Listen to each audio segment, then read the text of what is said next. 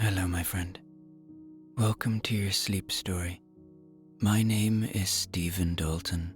I'm an Irish storyteller, and it's my great privilege to be the voice that you listen to as you go to sleep tonight.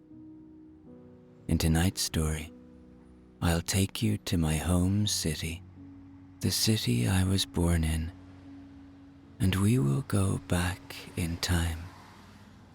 I will be your guide as we step into an old photograph of Dublin taken in the 1880s.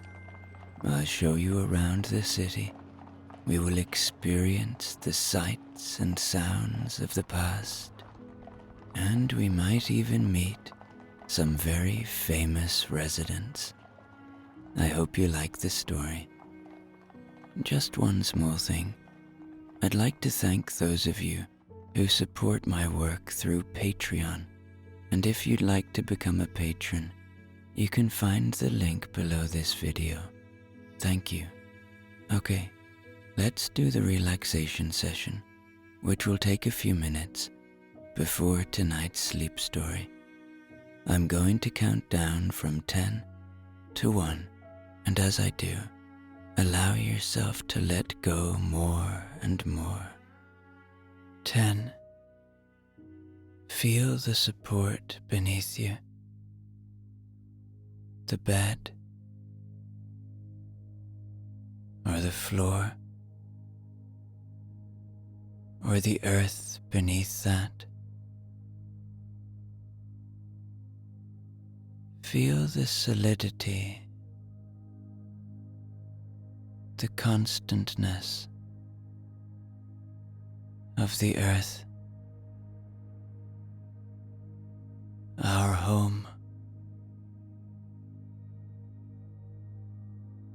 our home that supports us. See if that awareness allows you to let go a little more, to release a little more, to soften a little more.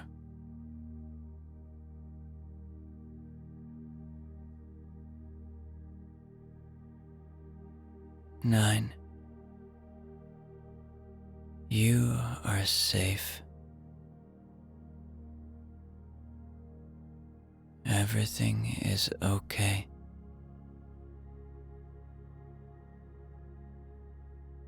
Allow my voice to be an anchor of safety tonight, a voice of kindness, a voice of healing,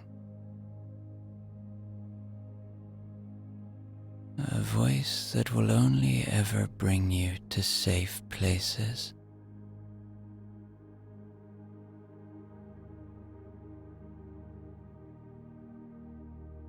8. The day is done. Whatever has been, has been. Whatever will be, will be. Whatever thoughts you might have about the day that just was, whatever thoughts you might have about what is to come, they don't serve you now. So if they arrive, just see them, notice them for what they are, and let them leave you without judgment. Let them float away like leaves on a river, or clouds passing by a starlit sky.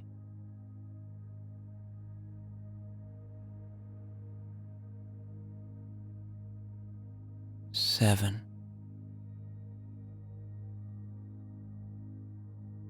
See if you can feel that peace that lives within you. It's there.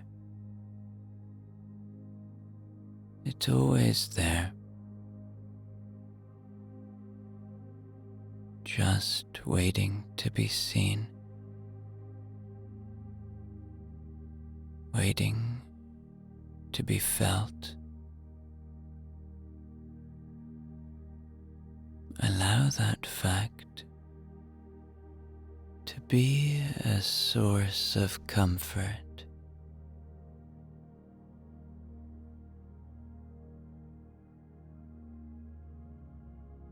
6. You have nowhere to go. Nowhere to be.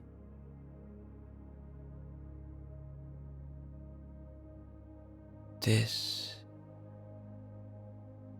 is a time for rest.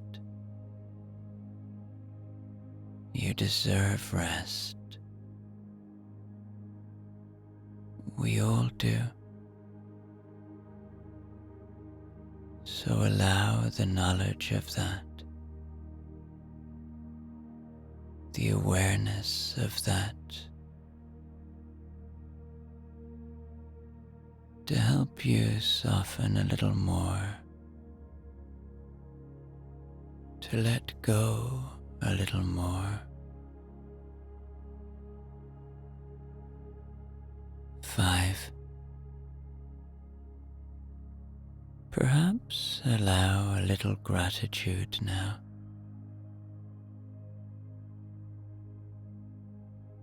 For the simple things, for the shelter you find yourself in tonight,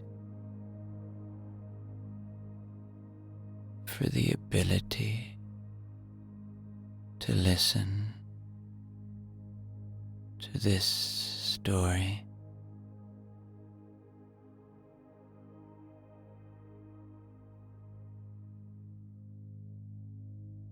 For your breath, for those you love,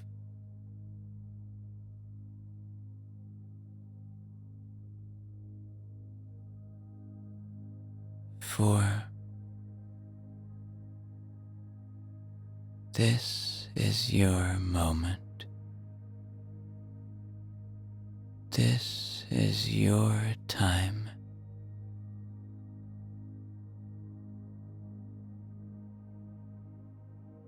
Breathe in this moment. Breathe in calm.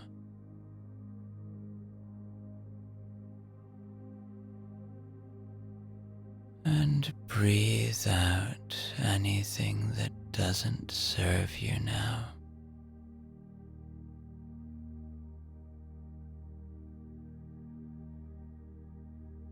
Three. Begin to engage with your imagination now. Begin to see a very old photograph. A photograph of a beautiful old city, depicting a time long gone. A time that we will visit shortly. Begin to hear the sounds, to smell the smells. 2.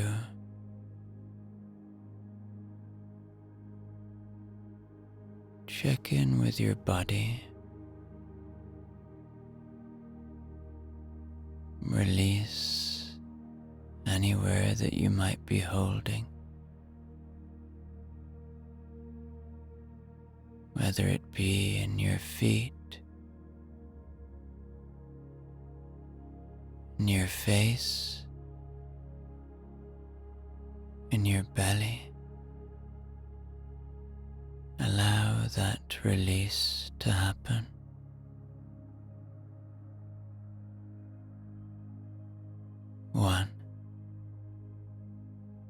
completely letting go now as I tell you tonight's sleep story. We find ourselves in a dimly lit room. There are candles, and the atmosphere is calm. In front of us is a very old photograph. A photograph of Dublin in the 1880s. As we look at the photograph, we can see people going about their lives.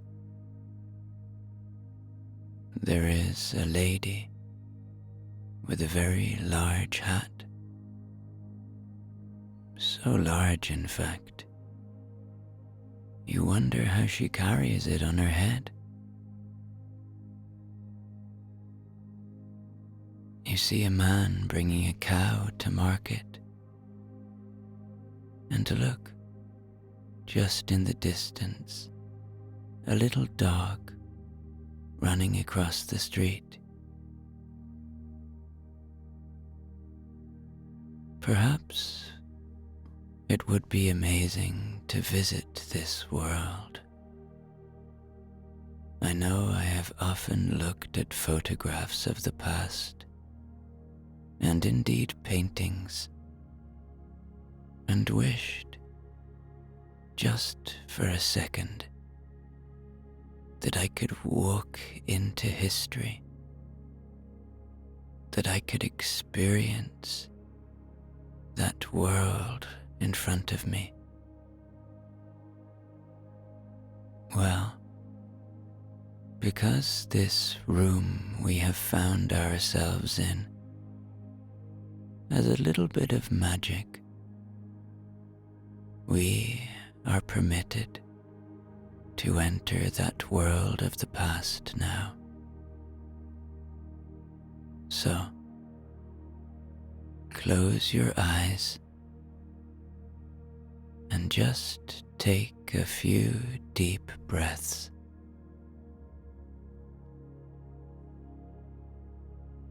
In and out. In and out. Now, look around you. We are in the photograph. I am going to be your guide. We will always be safe. And now we will experience this place that has long since disappeared into history. First, let's just listen to the sounds around us. The sounds of the animals. There were much more in the Dublin of this time. Animals being brought to market.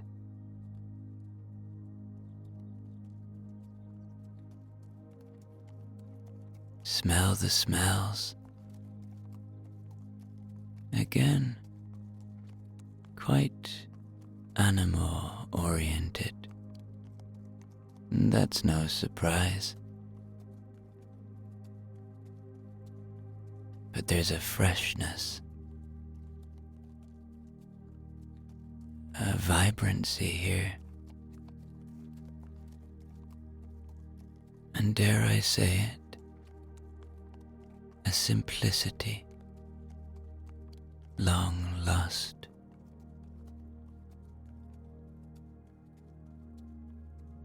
Now let's look around. Look. There's the woman with the hat, but now in color. In fact, everything is in color now. How amazing that hat is. This hat, of course, was social signaling, the high fashion of the time,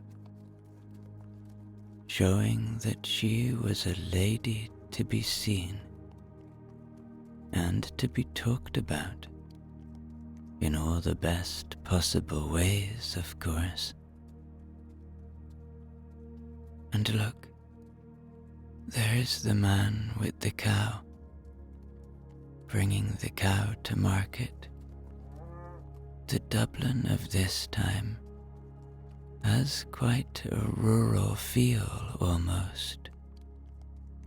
You could walk for a few miles and be in the countryside. Not the case in our time. Even my own mother, in fact, told me that when she was a girl in the 1950s, she could cycle through the suburbs of Dublin and be in the countryside in minutes. Anyway, I digress. Back to the 1880s. Look, there's the little dog, free as a bird, wandering around the city. I wonder, does he belong to anyone?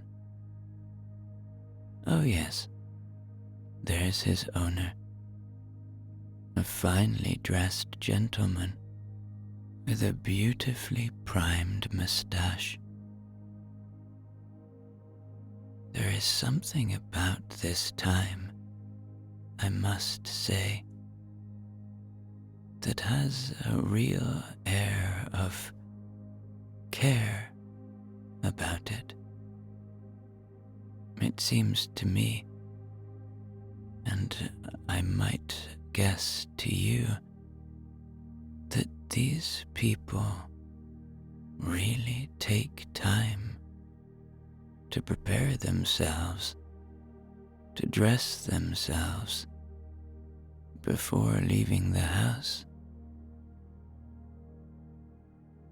The clothes are so fine, handcrafted, such care taken with each garment. Of course, the clothes were much more valuable, and people would repair and repair the same garments again and again. Of course, there are also the poorer people. Look, there's the little boy, not wearing any shoes. Shoes, of course, weren't easy to come by if you didn't have much money. Okay, let's walk a little now through this great city that at this time is undergoing great change. Look, that's the George's Street Arcade. It's still around in our time. Still looks pretty much the same from the outside. But now, here in the 1880s, it's just been built. Only 10 years ago or so. And they say it's the first shopping center in Europe. Although, in my humble opinion, it's a lot more beautiful than most shopping centers built in our time. That's the thing about this time in history. Again, It goes back to care. It seems like there is so much time taken over everything. There is deep craftsmanship in everything around us. There's so much detail. Every little corner of every building or window or horse carriage or tram, they're all beautiful. There is so much to please the eye in this place. And there is one distinct sound lacking. The sound of the engine. For the car has not arrived yet. And there is a peace that this city will not see again for a very long time. There is a great peace, in fact. A peace among the people. Although, it should be said by me as your tour guide of the past, that in the hearts and minds of many Irish people, there is revolution afoot. For the Irish have been ruled by Britain for many centuries by now.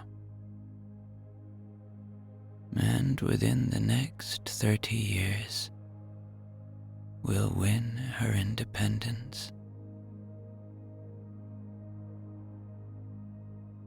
Let's keep walking through the beautiful red brick George's Street Arcade. Look up as we enter. The roundness of the corners like castle turrets. Look what's for sale. Beautiful fresh food, vegetables, jewelry, all manner of wooden implements. See how the people smile at us. We are strangers to them, but we are welcome. It's good that we have the dress of the time upon us. We blend in better. Now we come out at the other side of the George's Street Arcade, and in front of us is a grand, beautiful, almost stately building. This is the Powers Court House, a townhouse of who was a very wealthy man indeed. You see, Dublin in the 1700s, about 100 years ago from where we are now, was one of the most fashionable places in Europe. The landed gentry all had their townhouses in Dublin, and it was known for its party season, or the season as it was called. The great and the good would flock to the city, and all sorts of things would happen in these great houses. That was a time known as the Georgian period, to do with the kings that were ruling at the time. Now we are in the Victorian period, for Queen Victoria sits on the throne. And those great houses are still in Dublin in our time. They are known as Georgian houses, and they are the pride of Dublin. In fact, Dublin has some fine Georgian squares with beautiful parks in the middle. Maybe we'll go there a little later, and who knows who we might meet. Now we walk down a little laneway. It really feels like being back in time now. It is late afternoon, and it is autumn, and soon the lanterns will be lit. In fact, there's the gas man now, walking through the city, lighting each lamp as he goes. Look at his face. He is an old man. What sort of life has he lived in this place? He has kind eyes, and as he passes us, he smiles. I think he could be quite happy. His world, of course, is very different from ours. But, like us, he would share many of the same needs and wants as us. Of course, he's never wanted a mobile phone or a car, because he doesn't know those things will ever exist. But he wants shelter, needs shelter, love, kindness, those fundamentals that keep us human. You know, it is in moments like these that I am reminded of the greatness of humanity. Yes, we have our flaws, but there is a deep goodness in the human soul. We want to care for each other. We want to be kind to each other.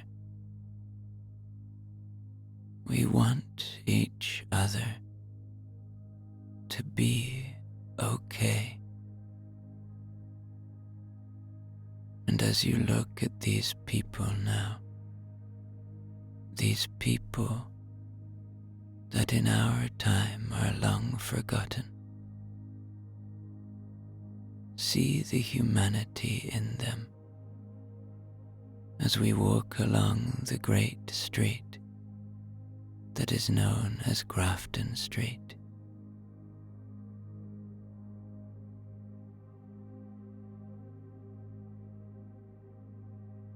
Now we arrive at the entrance of a beautiful looking square.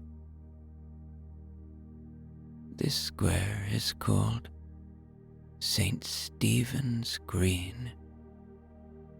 No, I'm not called after it, but it is a place very close to my heart. and this is one of the great Georgian squares.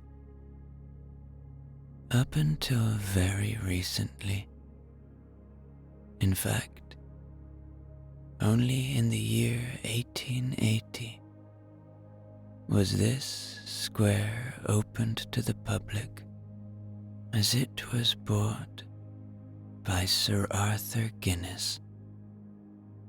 Not the original one, but his great-grandson, the great-grandson of the man who started Guinness, the famous stout you might have heard of.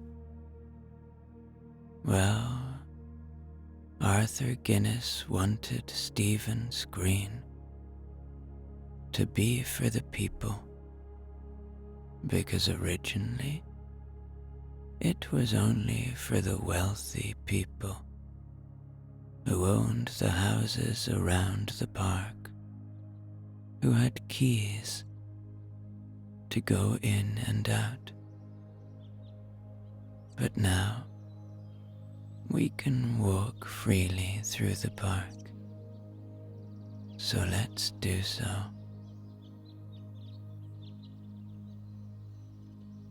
It is a beautiful park, right in the heart of Dublin. The park of this time, in the 1880s, is a place where people go to be seen. Look how the people walk around you. The ladies walking together in all their finery, and the gentlemen speculating on the news of the day,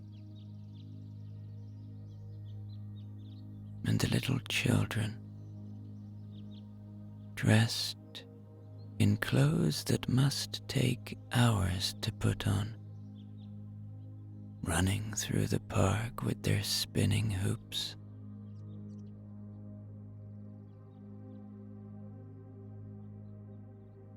And look at the ducks, happily bobbing in the beautifully landscaped lake. It's so nice to be in this place. This is a place that is close to the hearts of all Dubliners.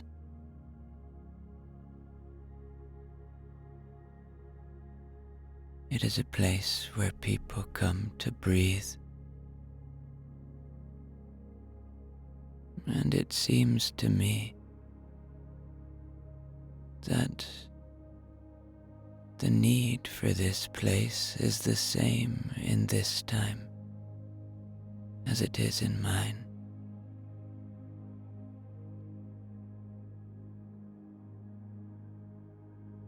Look at the trees.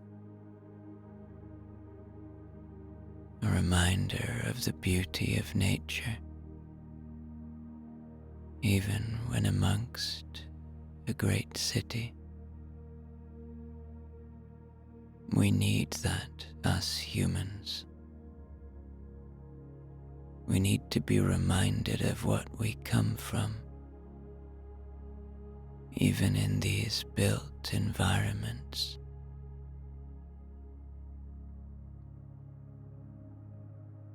And look, there's the gas man again, still lighting the lights, for the evening is setting in. Look up. The first stars are appearing in the night sky. It's time to walk out of the park. Let's go towards Merrion Square. There are a couple of people I'd like you to meet. And in fact, that I'd like to meet as well. We walk down through Ely Place, and soon we are at this other great square, at the back of what seems to be a rather grand house. Yes, another one, built by a very wealthy man. That is Leinster House, and will one day in the future be the seat of the Irish government. But I digress. There is one other house that I am very interested in showing you. Number 1 Merrion Square. Let's knock on the door and see if anyone answers. Ah, a lady has answered. She is very finely dressed, and might I say, very pretty. She is more colourful than the other Dubliners we have seen. She is wearing a very large smile. This is the mother of the great writer Oscar Wilde, a writer and poet, and quiet revolutionary in her own right, Jane Wilde, otherwise known as Speranza. Now this lady is very well known for throwing daytime parties, let's say. They are known as salons, where the great and the good of Dublin would gather in her house to talk about art, life, philosophy, issues of the day. And so, us being here isn't that unusual. She invites us in, and we are taken up to a grand room on the first floor, overlooking the park. The room is beautifully decorated, lavish and luxurious. There are wonderful-looking people all around the room, in heated debate, laughing, smiling, enjoying the moment. It is dark outside now, and so the room is cozily lit by candlelight, and there is a great fire blazing. We are welcomed to sit down next to a very finely dressed young man with longish hair, and someone who exudes charisma. "I'm Oscar," he says. Yes, we are in the presence of the great Irish writer Oscar Wilde. I'm just home visiting from London. I'm happy to be back in my mother's home. You're very welcome here. I love this city. It is the city that inspired my greatest works. It is the city that gave birth to me. It is a place I come to for peace, but I especially love the west of Ireland. Have you met my friend W.B. Yeats? Yeats, come over here. Now this man is a writer. Yeats, tell them that poem you just read to me a little while ago. The one about Innisfree. Oh, okay. Hello, nice to meet you. I'm William. The Lake Isle of Innisfree. I will arise and go now, and go to Innisfree, and a small cabin build there, of clay and wattles made. 9 bean rows will I have there, a hive for the honey bee, and live alone in the bee-loud glade. And I shall have some peace there, for peace comes from dropping slow, dropping from the vales of the morning to where the cricket sings. There midnight's all a glimmer, and noon a purple glow, and evening full of the linnet's wings. I will arise and go now, for always night and day I hear lake water lapping with low sounds by the shore. While I stand on the roadway or on the pavements grey, I hear it in the deep heart's core. Thank you, William. That's very beautiful. Oh, there's George. George, come over here. This is the great George Bernard Shaw. He is also a poet. George likes to tell his poetry. Come on, George. A dream. My spirits soar on high, inebriated with thoughts so pure. I now can fly. Nothing is obscure. Spiritual healing is taking place as I rise to heaven's realms. Beams of joy cover my face. Nothing can me overwhelm.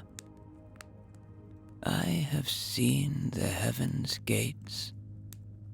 Beautiful light paves the way. Music sweet to soul and ear.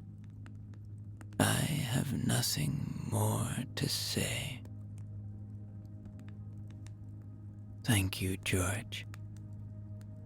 Mother, you always write the most beautiful poetry. Would you like to read something to our guests? Of course. This is called Destiny. There was a star that lit my life. It hath set to rise no more. For heaven, in mercy, withdrew the light. I fain would have knelt before. There was a flower I plucked in my dreams, fragrant and fair to see. Oh, would I had never awoke and found such bloom not here for me. There was a harp whose magic tone echoed my faintest words, but destiny's hand, with a ruthless touch, hath rent the golden chords. There was a path like Eden's veil, in which I was spelled to stray, but destiny rose with a flaming sword to guard that path away. I've looked on eyes where, like the star, their light is quenched for me, and a soul I have known like the golden harp that breathed but melody, and moments bright as that dreamland where bloomed the radiant flower. Oh, would I had died ere I felt the gloom of this dark, joyless hour.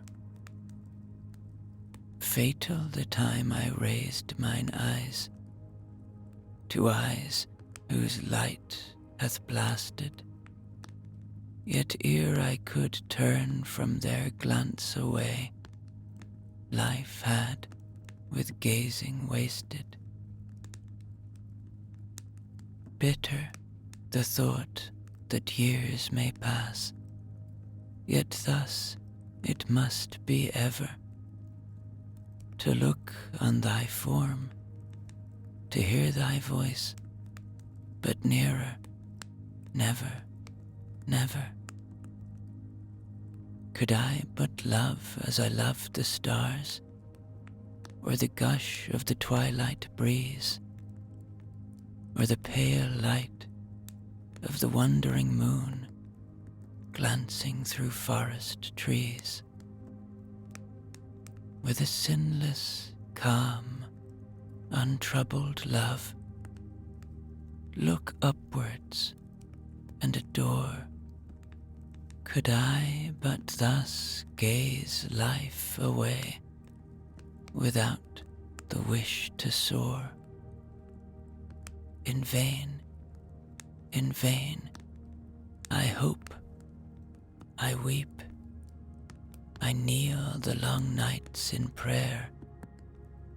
Oh, better to die in the noon of life than love and yet despair. Thank you, Mother. That was beautiful. Now, Oscar talks to you for a few minutes. He shares some of his thoughts on life, some of them perhaps not actually what he thinks.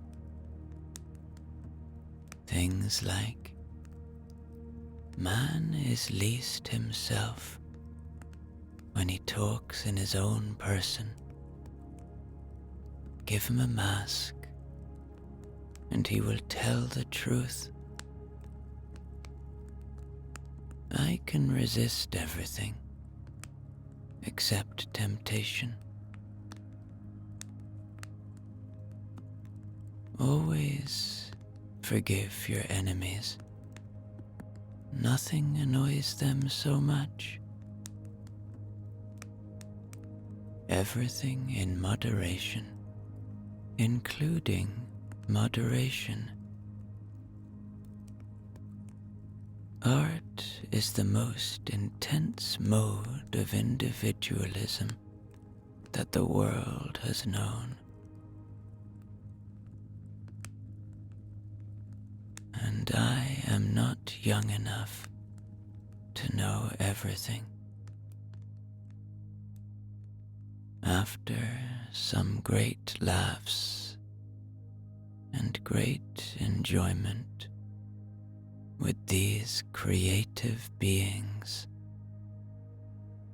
it is time for us to leave. We bid our new friends good night, and we walk back out into the evening air of Dublin in autumn in the late 19th century. The city is quiet now. Many sleep, and we walk back towards St. Stephen's Green. For tonight, you will be sleeping in the finest hotel in the city, the Shelbourne Hotel, a beautiful, grand building standing on the edge of the square, opened in 1824. We walk into the hotel, and we are welcomed like the greatest guests they have ever had. We feel like royalty. The grand entranceway is lit by candlelight, and all is quiet, apart from the staff welcoming us. We will have 2 suites on the top floor, and we are shown to our rooms. From here, I bid you good night, and as you enter your suite, enjoy the sumptuous luxuriousness of the great room that you will stay in tonight. The finest materials surround you.